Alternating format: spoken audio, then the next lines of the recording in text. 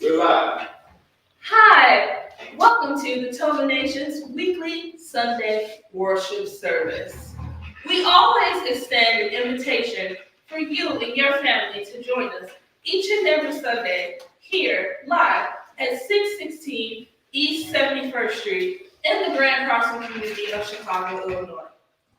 Today, our speaker for today is none other than Minister Yashua Aton. Everyone, please stand to your feet and give him a round of applause.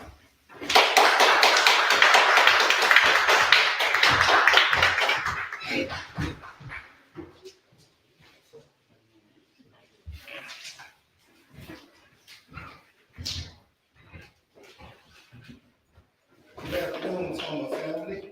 Good afternoon. Facebook family. I just want to begin by saying in the name of the everlasting Father, He that causes all that exists to exist, He that is self-existent, He who directs the sunships of millions and trillions of years, and He who's made time the seed of the universe. He's known among the ancient Kemites or the Egyptians as Amun-Ra Aten. He's known among the Hebrews as Ansof, Yahweh, and Elohim. He's known among the Christians as Lord God and Jehovah. Among the Muslims, he's known as Allah, the one God.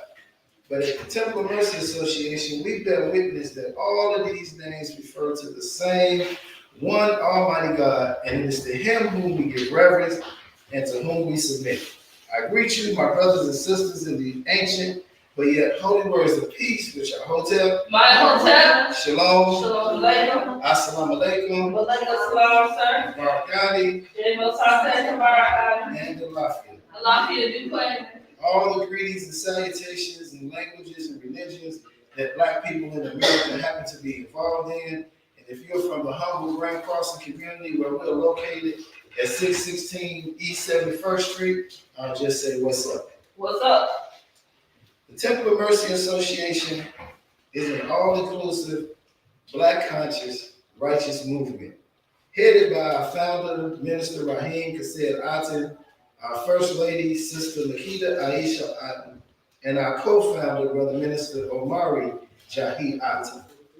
This movement was founded in 1990, and the purpose for this movement was to bring about the growth of a righteous community in accordance with the laws of the Creator of the universe, to establish businesses, economic opportunities, to re-educate, retrain youth and young adults to develop positive moral values, a plethora of different things. But our motto was that we would let our light so shine before men that they may see our good work and glorify our Father which is in heaven. Why is that important in a day and time like now? Because if you look at what's being portrayed of us, what's going on in the world, how our children are acting and responding to the things that they've been programmed to do, everybody's up in arms about what they've been doing at the beach and what they've been doing downtown and the car theft, but nobody was up in arms when they put the video game promoting this activity out. Nobody got up in arms when they had a game that cussed out women and the children stole cars in the video game and they picked up prostitutes off the streets, made drug transactions, stabbed and shot and robbed people. Nobody said anything. But now that they've taken that nefarious activity from the video game to the streets, some of us think they lost their mind. Some of us think something is wrong with them. I think something is wrong with us. Yes, sir. That we weren't smart enough to see what those images and those video games were going to do to our children. And we said nothing. I think something is wrong with us that we won't come together as a community and demand that they play positive music on the airwaves. I think it's something wrong with us that we'll let them continue to promote to our children guns, for them to promote drill, kill, for them to promote alcohol, drugs, and almost every nefarious activity there is to our community. I think something is wrong with us, not the children. They say the children are our future. Teach them well and let them lead the way. But what have we been teaching our children? Deep throat till I make you choke. That's what the song said. Omari, I love the beat of that song. I'm usually jamming to it in the car because, you don't hear the explicit version of what the song is saying. My son went in a Chinese restaurant and came out with the CD that he got from somebody, and so now I'm hearing the explicit version, and I'm seeing my daughter in the back seat bobbing to it, and I'm going, Lord, have mercy. Did they really just say what I think they just said? And they did. And this is the thing that's being perpetrated to our communities, and none of us are saying anything. We're letting video games, social media raise our children into little monsters, and then we're crying and complaining about it, and we think the solution is more police. Our children need help. Somebody posted a post this morning and it asked the question, if you have teenage children, what do they need the most right now? I would say present parents. Present parents with some sense, though. Because a lot of us in our own minds think we've been deprived of certain activities in our life, and we feel like we've led this boring life that our parents kept us out of this and kept us out of that. And so now that I'm free from my parents and I'm out the house, I got to have hot girl something and hot boy something, and I got to go live my best life because mama and grandma and all those strict rules and taking me to church every Sunday. Now I get a chance to live my life. And so we don't understand that those same activities that we do, the children don't do what you say, they do what you do. Yes, sir. If my mama ever had a hot girl summer, I never seen it. It might slip out there once in a while with my auntie and her, and they get to talking, and they be talking about how I remember when we used to do this and we used to do that, and and then they'll every once in a while throw up a jab because I love grandma so much. Yeah, grandma used to be a trip too. Like, no, I don't want to hear that. I didn't meet the trip. I've been saved, sanctified, filled with the Holy Ghost, grandma, that led her life in such a way that it inspired greatness in our life. We can't keep doing this stuff in front of our children. Half the time I keep my children around me just so I can't do nothing wrong. But they want to be parents these days want to be their children's friend. That's why they smoke with them and do all that stuff with them. We think it's okay because they said marijuana is legal, that we can smoke in front of the kids, around the kids, this, that, and other, no more hiding it. I used to think it was a special incense in the house. Because I would smell that first, and then I would smell the other one coming through the door after my mama's hard day at the Cook County jail. And so I thought it was incense. I never knew what that stuff was. It wasn't right in front of me. I just knew somewhere around 2:30 in the morning, I started smelling incense all of a sudden. But how we did things were much different. We did things with the thought of our children. We didn't want to pass that down to our children. We wanted to let our children grow up and experience these things on their own. We didn't want to introduce them to them. My mama did say, hey, you're going to smoke and drink one day anyway. You might as well come on and smoke and drink with me. Like some of these parents do today, introducing their children to these activities. And so to answer her question about what do our children need the most is they need some activities. They need some positive moral values. They need some positive moral images. There should be a difference between the way a grown man dressed, a teenager, and the one in between in their 20s and 30s. It should be a distinct difference. You shouldn't look at the back of somebody and see pants sagging the drawers, and he turn around and he 50-something years old. That ought to be reserved for the baby with the half. It's supposed to be a difference. Yes, sir. Where's the positive image? Minister always putting us on the street as the one might be in the suits, and we keep trying to back them down to t-shirts and back them down to a nice polo shirt, minister. It's hot out here. We want a summer suit and this, that, and other. The minister keeps standing on. No, brother, we need a positive image. And I get it because where else are they going to find it? The preacher ain't upholding that standard no more. He's standing up there with his Jordans on, his pants sagging, his t-shirt on, praising the Lord, and ain't nothing wrong with that. But where is the example for the children to aspire to? We're going to dress like the children just so we can, quote unquote, get their attention. As if we're not going to get their attention anyway. Minister had a mentee named Jerry who used to always crack jokes about the minister all the time. He said, man, I bet you if we went to the gym, you would still put a suit on, won't you? And the minister said, that's all I got is suits. He said, you ought to try it one day. He put on a suit and went to a gig with the minister, and he got so many compliments and so much attention. He was like, man, I think I should buy me another suit, man. This looks sharp on me. So there is an inspiration that they look up to, but we got to set the standard for what that's going to look like. We got to set the standard. If we're going to redeem our community, if we're going to redeem ourselves, it got to start in the mind of the people. And somebody's got to grab an image of our community, an image of family again, an image of what children are supposed to do, an image of how men are supposed to care for their families, an image of how women are supposed to nurture their families. And we got to put this thing back together because it's all over the place right now. Chaos. We need redemption. Somebody got to redeem us. Somebody got to reform us. Somebody got to refine us, to correct us, to set us back on the straight path, the path of those of whom favors are bestowed, and not the path of those who are led astray. Hundreds of kids under 18 show up downtown, dancing on buses, jumping on top of people's cars with no care for people's property, their things, or anything. Taking their cars, running them into stuff, jumping out, laughing up and down Stony Island like it's just fun. It's a shame I couldn't let my son go out yesterday. I wanted to. Hey, Dad, you think I can go grab Josh and we can go to the lake? His friends are good kids. I done met their parents. I wanted to say yeah, and then I thought about it. I was like, nah, I'm second thought now.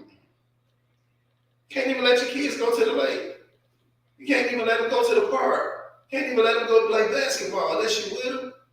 Because you don't know what other influences out there, what other nefarious activities are taking place. 31st Street used to be for the old people, man.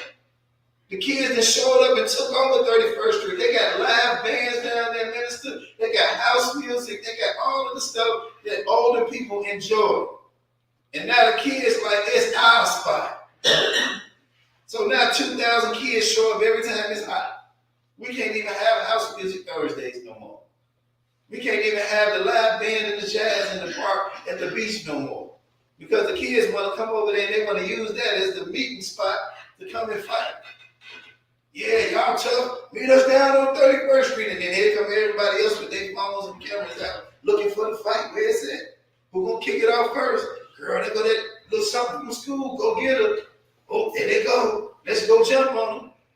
Let's engage this stuff. Who's going to redeem us from this stuff, though? And what does redemption look like? Redemption has to come in our community. Otherwise, this image that they're portraying of us is going to cause our slaughter and demise, and nobody's going to speak out in our defense. Nobody. You all know in 1972, there were 300,000 Black people incarcerated. In 2000, it grew to almost 2.3 million people incarcerated. Do you all know today it's some almost 7 to 8 million people incarcerated? There are 70 million Black people with criminal backgrounds and records on their stuff. How did we get the rubber stamp of crime? How did we get the rubber stamp of we are the ones that create the drama and chaos in the community when our history tells us everything that is serving our community, serving our world was created by a Black man or a Black woman? How did we let them reduce us all the way down to being thugs and thoughts? And nobody's going to come looking for us. Nobody's going to save us. Nobody in the community is going to put aside religious and philosophical differences to rise above the emotion and look at the true enemy that's portraying these images 24/7 in our community, that's dropping guns off in our community, not just guns, but a flood of guns in our community, dropping off a flood of alcohol stores and advertisement and lights and billboards. I mean, it just got crazy. It used to be a sign on the window, spit smoke, liquor, beer, and this and that. Now you got a whole video up there with black people that our children look up to promoting death, promoting alcohol. And we just looking at it and we're not saying nothing. Forget the ordinance that says liquor stores can't be next door to daycares. We've been saying that for how long now, Minister?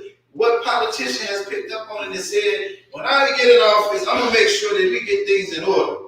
We're going to make sure the liquor store is not next to a daycare, school, or park, according to the ordinance that was wrote in the 70s. Nobody's saying that. You know why they're not saying it? Because the people that's funding the campaign are the liquor stores. And if you say something to them, the alderman will tell you, oh man, that's my homie. He $100 grand. He paid for this in the community, this in the community. He fund this, he fund that. That's our man. If it wasn't for him, we wouldn't be able to do half the stuff in the community. Well, why does he even have to sit in that position? We're fighting now on 63rd and Halston because we don't want a Save-A-Lot grocery store. And so now our community is arguing with our soon-to-be former mayor about the grocery store. The mayor is saying, well, hey, you guys said you wanted a replacement. We found you one. Yellow Banana. Here's your replacement.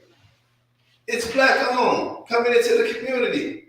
We know it's not black owned, it's just a black face. But okay, let's indulge the conversation. Save-A-Lot came in our community 15 years ago and they didn't treat us right. You go and Save-A-Lot stores, you see rats, roaches running through the aisles. We didn't want Save-A-Lot back in the community. So are we wrong for saying that? No, of course not. But then when you go behind the scenes of what's really going on, the people that are fighting and saying that they're fighting in our best interest, they're using the truth. Yes, Save-A-Lot did treat us in our communities bad. But the hidden hand behind the scenes is that they are the new spokesperson for the A-Rap. Because he wants the grocery store. And he's got to use us and able to get it. Because he wants to be able to stay in the community. Our community is now 61% Hispanic. Hispanics not going to buy from Arabs. They've been making a lot of money in our community. What are we going to do? I know what we'll do. We'll buy up all the wholesale groceries and so no other businesses in the community can get wholesale groceries. We'll just take that out. And then we'll try to partner with some of these big chain grocery stores so it doesn't have to have an ethnicity and a face to it. It'll just be a brand. And we can hide behind the brand and we can still sell to this community. Instead of us doing it. Nobody wants to talk about how we can be part of the market share of our community. Nobody wants to talk about how we can redeem some of the $1.3 trillion that we got last year and that we'll get this year and the next year following. Nobody want to talk about redeeming that. We just want to keep begging for more and more crumbs from the rich man's table, for more and more crumbs and grants, and give us your overstock on the furniture and let us pass it out in the community. And we all standing out there clapping. Everybody got their chest stuck out and they feeling good because I passed out 4,000 pairs of Pampers and I passed out soap and toothpaste. And I get over to the thing and I take the OMIB, the original Men in Black over there. We're going to support the program. And we get over there and the soap they passing out is the overstock from the Cook County Jail. And the people don't want it. They're like, damn, that's the soap you get at the county. That's the toothpaste you get at the county. That's a county toothbrush. I don't want that. I feel like I'm back in the county, man. What y'all trying to say? What y'all doing? And the man had no clue that that's what that was. He said, man, why didn't you take another toothpaste? I said, bro, that's a county pack. What's a county pack? I said, that's what you get when you get arrested. And you go to jail in Cook County, they roll that up in your sheet and your blanket, and they hand you that. That's what you get. This is this same bag. He said, oh man, they didn't tell me that. I said, yeah, next time tell them to give you some Dove, some Perez, some oil of the lay. If they're going to give you essential products, make sure they name brand. Not county stuff. But we don't want to take control of our communities. We don't want to understand business. We don't want to circulate our money. We just want somebody else to do it. So now we got Walmart leaving. And we want to redeem Walmart. Why? Walmart is doing just like Amazon. Y'all love Amazon. Y'all ain't complaining about Amazon. We told y'all that when Walmart comes into a community, every business within a 16 to 20 mile radius goes out of business. They gave you the demographics. We told you about it. People put out documentaries and everything else, and our community just didn't care because they bring in 100 jobs. They bring in 200 jobs. We need a store. We tired of going way over there. We want a store that's close to us. But a real community, like other folk community, made sure that when Walmart came in, Walmart was the for-profit business to their nonprofit LLC that was over the development and construction of the business. So their communities own the Walmart. So when low cost comes in their community, it doesn't destroy their community and make it a ghetto. It saves them money so that they can pay for other things like schools, parks, and the rest of the community. But where's our community benefit agreement, Walmart? Where's our community benefit agreement, Save a Lot? I get it. Everybody wanna put their stuff on the shelf. Everybody wanna be able to come in every Friday and pass their stuff out of their grocery store. We want 3 parking spaces outside to bring in our food trucks because we want to share. And man, the heck with all of that. If y'all want to give us a true benefit agreement, a real benefit agreement, then sell to every other business in our community that has a business wholesale. If you want to help our community, if you want to serve us, because we don't just need a retail grocery store, we need wholesale groceries too. Let the restaurants come in there and buy all of their food wholesale. So we can start paying $109 for 20 chicken wings frozen. Let us buy wholesale cups and plates and forks and everything else to really be able to service our community. If you say you're here for the community, help the community. And I don't think it's a better way to help the community than them to come in and do that. We don't want to be on your shelf. That's not success to me. That's a beginning. That's a start. But if your goal and your mindset ain't to go from being on the shelf to taking over the shareholder services of this business, then you got the wrong mindset. Because then it's just about you. You can't claim it's about the community anymore. So what? We don't care if y'all sell our stuff on the shelves. To me, that's a disservice. To me, and what I understand about business, that's casting your pearls among swine. Why would I create a product and a service and give it to somebody that don't look like me to make all the profit off of it, and the only other person that benefit is me and my business? And then they're going to replicate it. You know that they are. And if it's going real good, they're going to bootleg it. I went to the wholesale place down there. Lord have mercy. They done put out a soap. It's not Dove, but it's called Love.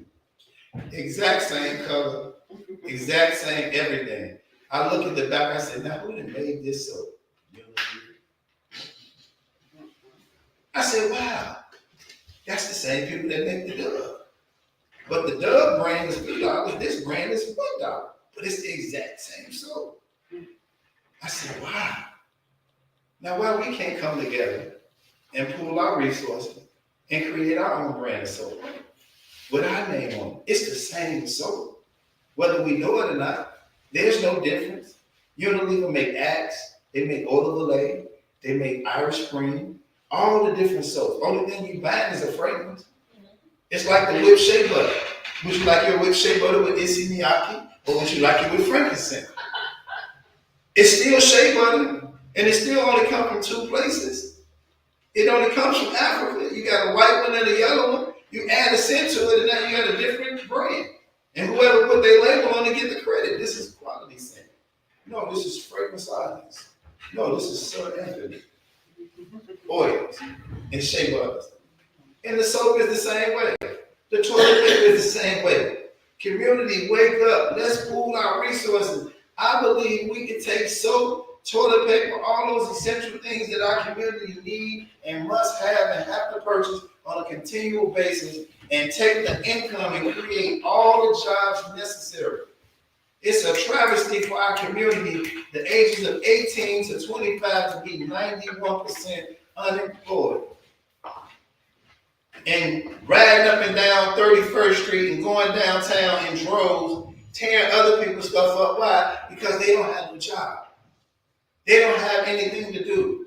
While we just willy-nilly go down to Walmart, Amazon, and Mariano's, and whoever else come in our community, giving them the money and the market share of our community, and then trying to figure out why our kids is acting like that. Why our kids can't be the grocery store. Why our children can't be the restaurant. Why our children can't be the DoorDash in our own community. Don't nobody want to be here, no way. Why we can't take over deliveries in our community? Why can't the aldermen give the neighborhood opportunity grant to our community, local organization that live in the community, give us the money and build a warehouse? Put together the real estate investment trust and collect our money and buy the land and develop the building and then give it the strength of the grants and the neighborhood opportunity funding and let us serve our own community. It only makes sense. Stop sitting at the meeting and the tables and the feet of white people begging to be on their shelf, begging to be included because it's not going to work. And if they do include you, eventually they're only going to include you long enough to bootleg you. There's a Leon's Barbecue, y'all, over on Avenue O somewhere. It's 100% Hispanics working in there. Y'all giving away the barbecue recipe. Even though it ain't good for us, we just give away all our stuff. Y'all gonna teach them how to do the barbecue too? So eventually they're gonna have lattes, corn, and barbecue. Black folks just ain't gonna have nothing. We ain't gonna keep the soul food. We just gonna give everything away. I had to have some work done on my house, and I was so proud. I said, oh man, this is my childhood friend. I've been knowing this man my whole life. Let me hire him to do my work. And I get to the house and he's sitting there in the truck and there's 3 Hispanic kids fixing the side of my house. And I get in the truck and I said, bro, you know, I believe in buying black, you know, I'm a member of the United Black American Progress Association, and we believe in circulating our money with ourselves so that we can create the necessary jobs to take care of our communities. And he said, man, that sounds interesting. That sounds pretty good. I said, and the reason I chose you outside of being my childhood friend and knowing you my whole life was that I was expecting to come over here and see some black people fixing my house. I could have went to Home Depot and got my own Hispanics. I didn't need to pay you for that. I had that connect already. I was trying to do business with you, hoping I was going to see somebody that looked like me, and then I was going to tell you add my son to the crew. But I can't. Because them Hispanics, and they don't even speak English good. Only one of them speak English. I could have did that. I said, why is it that every black contractor is just a black face? Y'all have figured out how not to do the work.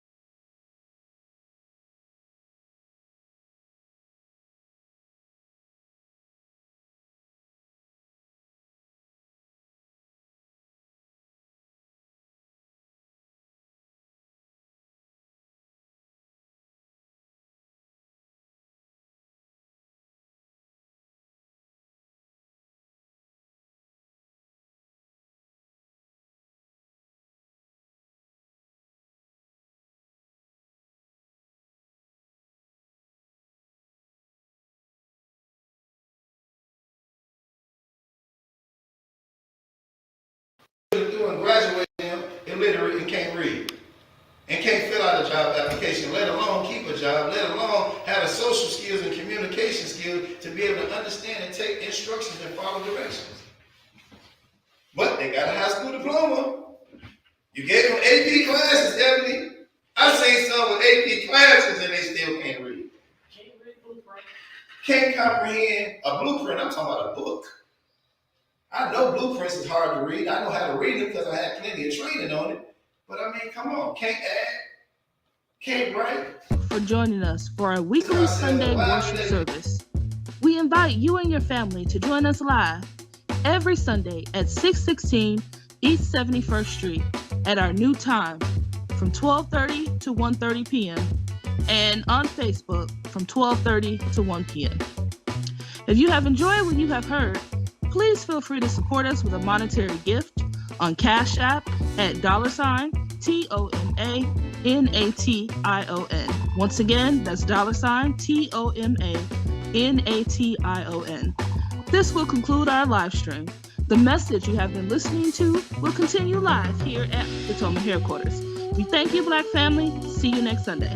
Black Power. This is the eternal divine spirit, the one that causes all that exists to exist, the one that is self-existent. How many men have children and the children never meet their father? See, you created a void in that child because you are a part of that child. Black power! Black power! Black power! Black power!